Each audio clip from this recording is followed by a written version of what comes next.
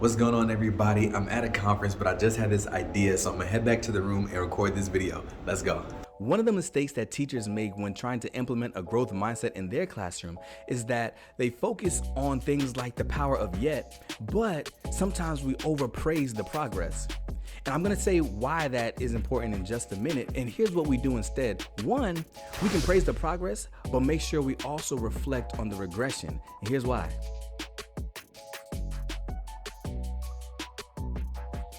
So I'm at a conference learning about how the brain works in children, and I learned something today that reinforced why I saw so much success setting a growth mindset with my students. But it's because I did these three things that I'm going to tell you about today. And like I said, the first one is that we have to praise the progress, but also reflect on the regression. And the reason why it has to do with the development of the prefrontal cortex.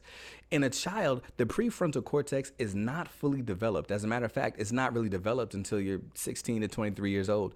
And the prefrontal cortex is responsible for things like critical thinking and problem solving and development of your personality.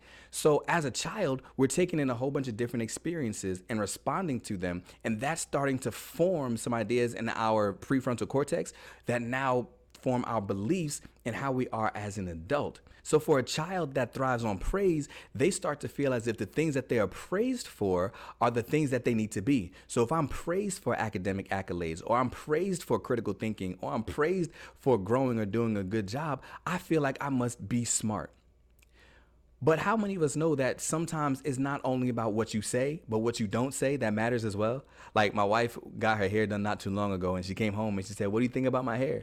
And I looked at her and I said, "That hairdresser did an amazing, she's really good at what she does."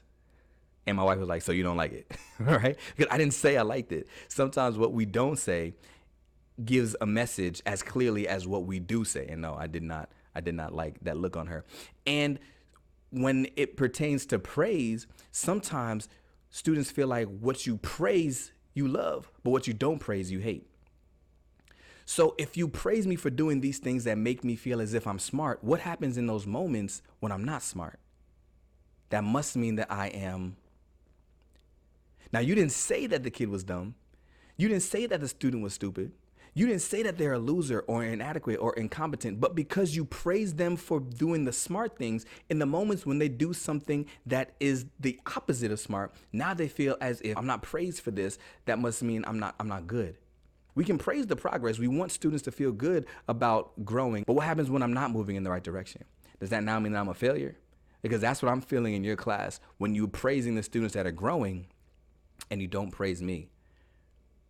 So we reflect on that regression. Have those conversations with students where you didn't grow this time, but your current condition is not your conclusion. And I'm here to support you every step of the way. We're going to continue working on it. Growth is still the goal. And you didn't grow this time, but that doesn't mean you're a loser. That doesn't define you. That just means that we're not where we're supposed to be yet, but that's okay. Because everybody's a work in progress and everybody's on this journey to grow. That message is a little bit different. So the first tip is to praise the progress, but also reflect on the regression. The second tip is to reframe what quitting looks like.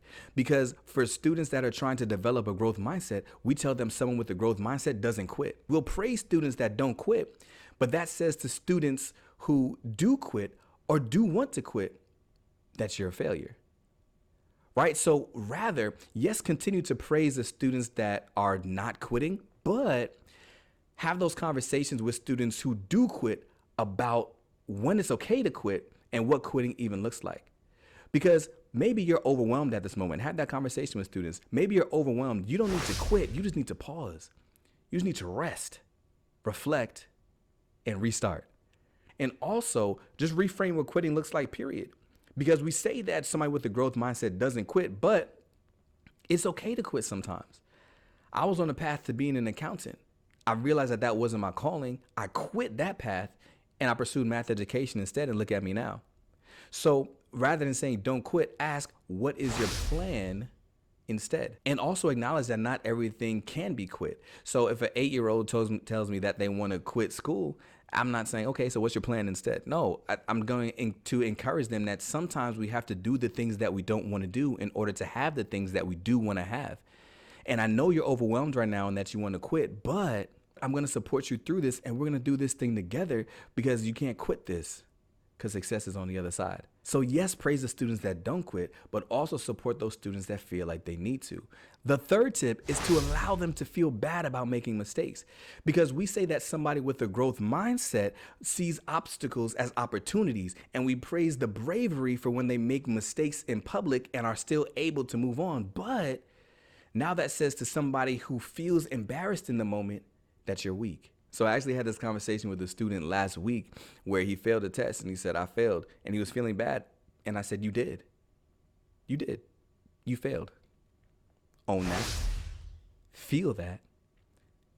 And now decide what we're going to do next.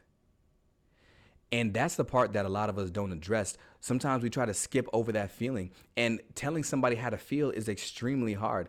Telling somebody don't feel bad about that is extremely hard, because that is an immediate reaction. So now if you're praising somebody who shows bravery in that moment, I feel as if I feel ashamed or embarrassed of the mistake that I made in public, now I'm weak. But if you have a conversation with me that says it's okay to feel that pain, it's okay to feel that hurt, to feel weak or embarrassed. It's okay to feel it. But now you have to decide what you're going to do with that feeling. You're going to decide how you're going to respond to that. And sometimes those aren't the conversations that we have. We try to push the feelings to the side and say that you can't feel that, rather than saying it's okay to feel that. But now, what are you going to do as a result? And as we know, somebody who's developing a growth mindset can take that, learn from that, reflect on it, and apply the teachings to their life.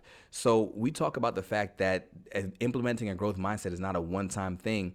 And if you want to remain consistent with teaching a growth mindset to your students, there's a link in the description below to a 5-part series that you can use with your students to develop a growth mindset throughout the year. And this is just the surface, just 3 little tips, but there are more. If you want to see more videos like this, subscribe so I know that you appreciate this content. But in the meantime, check out this video right here, or check out that video down there that I think that you will like. I'll see you in the next one.